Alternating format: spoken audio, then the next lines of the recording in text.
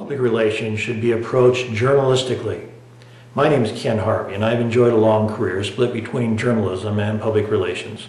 My multimedia textbook, Crash Course in Mass Communication, teaches the basic skills of both journalism and PR.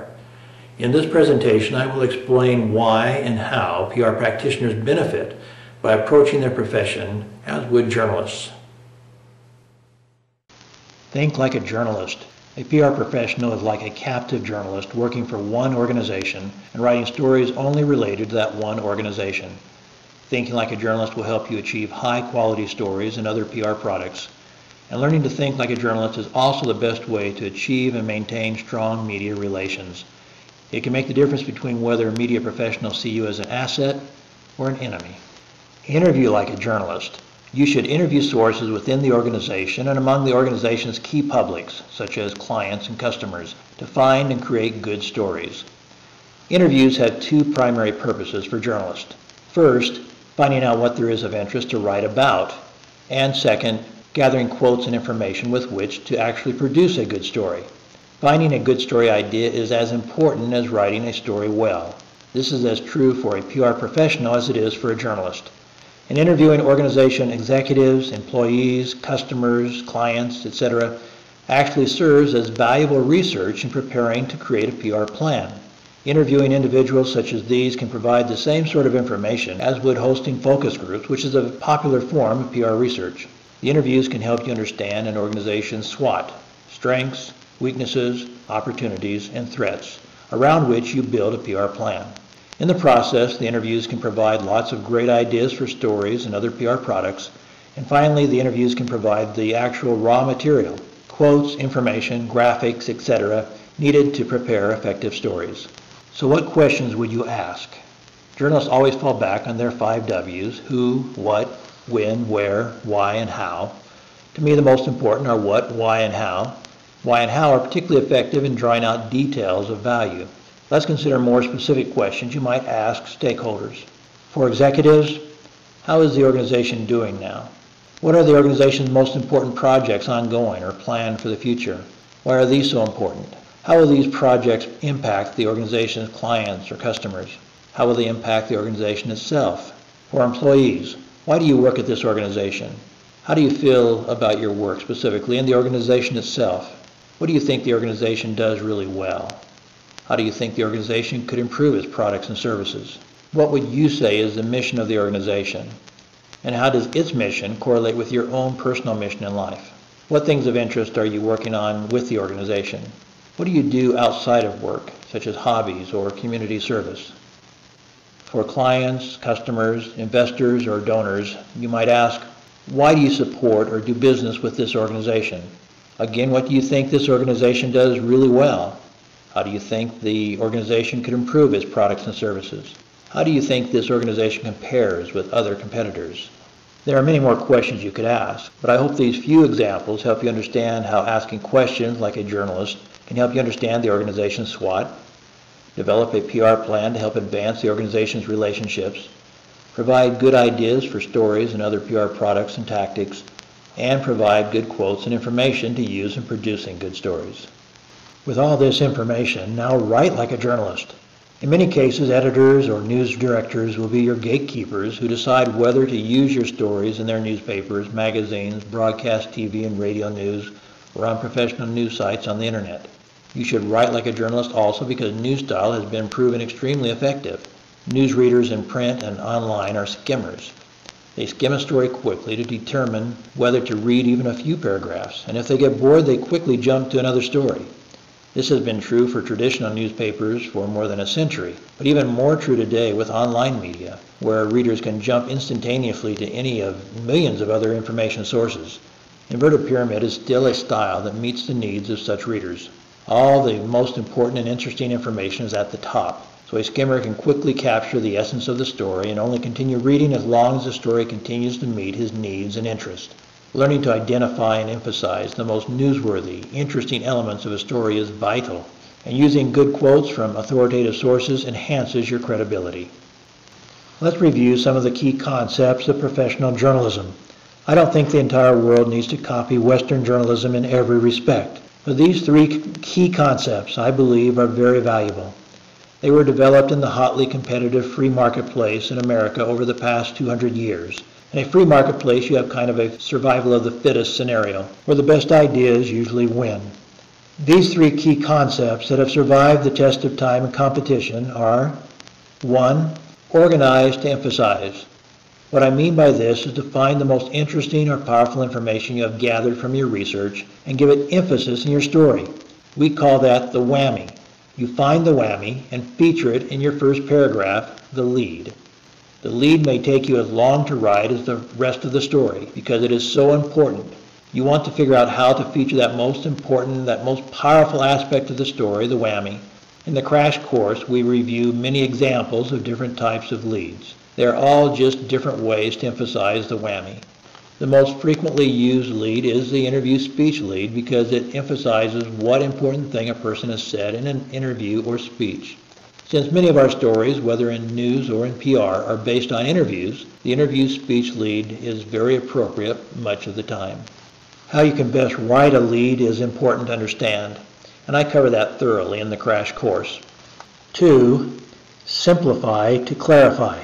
Far too many people think that the bigger the words and the more complicated the sentence structure they use, the higher the praise they will receive for their writing. Perhaps this begins in primary school when teachers are trying to encourage us to expand our vocabulary and our grammar skills. However it begins, it is a very bad habit. Keep your writing simple. Journalism is written for the masses and for skimmers, so popular newspapers are typically written at an 8th or 9th grade level. The most popular writing on the internet has also been shown by research to be written at this level. But I have found that simple journalistic writing is even appreciated by academics with their much polished PhDs. It is possible to write about nuclear energy and quantum physics using 9th grade vocabulary and simple sentences. And the more simply you can explain complex content, the better a writer you are. And the more your writing will be appreciated by everyone, including the most advanced intellects, because all of us are in a hurry these days to understand and digest information. 3. Attribute to verify. Unlike many PR practitioners, you should attribute almost everything you write, just like a professional journalist would. I know that is not always the journalistic practice around the world, but I believe it should be. No matter where you live in the world, if you attribute essentially everything in your story, whether you are a journalist or a PR practitioner, it will have more credibility. People will believe it more. The fact that you can name specific authoritative sources. So whether you are a journalist or a PR practitioner, it is important to attribute, to give your sources, the mayor said, the scientist said, the business executive said, etc. Here are some public relations examples. I'm providing 2 ways to write several different PR products. So read example 1, then example 2, and decide which is better and why. Which version has the bigger impact? Which do you like the best?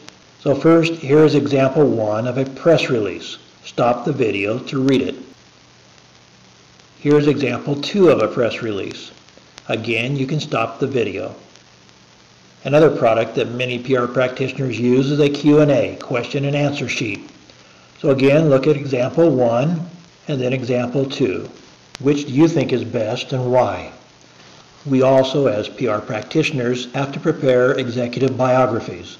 These are usually available online and frequently distributed with news releases. So again, here is example 1 and example 2. Look over both and decide which you think is more interesting or has a bigger impact and why. Now let's go back and look at these again. Between the 2 examples of press release, the one I hope you prefer is example 2. What you should have noticed if you read closely is that example 2 had attribution. Example 1 had no attribution besides the contact information. It doesn't say who provided this information. Many news releases come out like this. It is not that unusual, but it is not the best practice. Example 2 gives the attribution so that it has greater credibility. Example 2 is also much more likely to be accepted by professional news editors or news directors because it sounds more professional, more like a journalist. And for a PR practitioner to get his material into print media, on the air, or into professional news websites, he has to get past that journalistic gatekeeper. Now look at the 2 Q&As. It's basically the same thing. Example 2 comes with specific attribution and follow-up contact information for each question. This second approach is not common. I have never seen a Q&A with attribution in actual practice. However, as I have pondered this now that I am outside the profession, I have concluded that it would be much more useful to a journalist and much more credible to a non-journalist to provide attribution. Now in real everyday practice, the PR practitioner is frequently a ghostwriter for company executives. The PR practitioner may request some emailed thoughts about these questions from the executives and other top authorities, but he may write most of it himself and may screen and respond to all of the follow-up emails sent to the email addresses provided. But to give a Q&A to a journalist with specific information and email address would make it much more powerful and credible and more likely to be used by journalists. And as I said, much more credible to the non-journalist as well. Attribution equals credibility. And now look at the executive biographies, examples 1 and 2. This is a little different. It is not just a matter of attribution. Example 1 is a real executive biography directly copied from the Disney website. Example 2 I just made up. So the facts are not accurate, the quotes are not correct, I just made them all up. So my apologies to Disney. But the point of example 2 is that it is written more journalistically in every way. Yes, it has quotes and attribution, but it has much more. It is written in inverted pyramid style and emphasizes a whammy in the lead that will attract readers. For some reason in the real world of public relations, can there actually be a real world in public relations? I'm not sure. But for some reason in the real world of public relations, practitioners think it is okay to write a boring executive biography. Go to the internet and Google executive biography. The Disney example is not unusual. It is the norm. And Disney is a multi-billion-dollar corporation that can afford the very best PR practitioners. But I see no excuse to write a boring anything in PR. Several things may happen because of a more interesting and journalistic executive biography as example 2. First, if a journalist read an executive biography like example 2, it might occur to him, wow, this person might make a good feature story. So you will get news coverage from it. Example 1 would rarely cause that kind of response. 2, even if you don't get any additional news coverage, it is simply more readable for whoever reads it. An employee, a supplier, a government official, people from any of the organization's key publics will respond better to example 2 than to example 1. 3, the executive may be invited to speak at a national conference, perhaps, because somebody was impressed with what is in the executive biography. 4, customers and clients are more likely to do repeat business with an organization directed by executives whose biographies make them sound more professional, more interesting, more human. 5, employees will feel more pride to work for an organization if biographies make the executives appear more honorable, interesting, trustworthy, caring, whatever. Prospective investors who read example 2 are more likely to invest. There are all kinds of good things that can happen as a result of example 2, and essentially nothing will happen because of example 1. It's a very boring story. So, in my way of teaching and preaching public relations, as a PR professional, you should act like a journalist almost all the time. You should think like a journalist, interview and write like a journalist. Journalistic interviewing will help you find good stories and better understand your organization's challenges and opportunities. Thinking like a journalist will help you work more effectively with news media professionals, both traditional and online.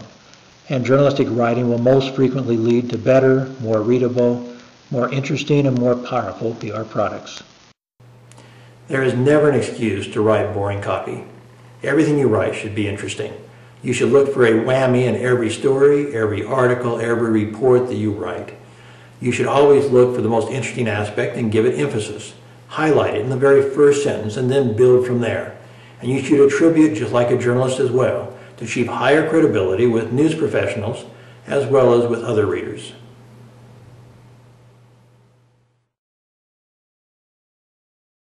For more help in becoming a successful communications professional, visit www.virtual-university.us and subscribe to my multimedia crash course in mass communication.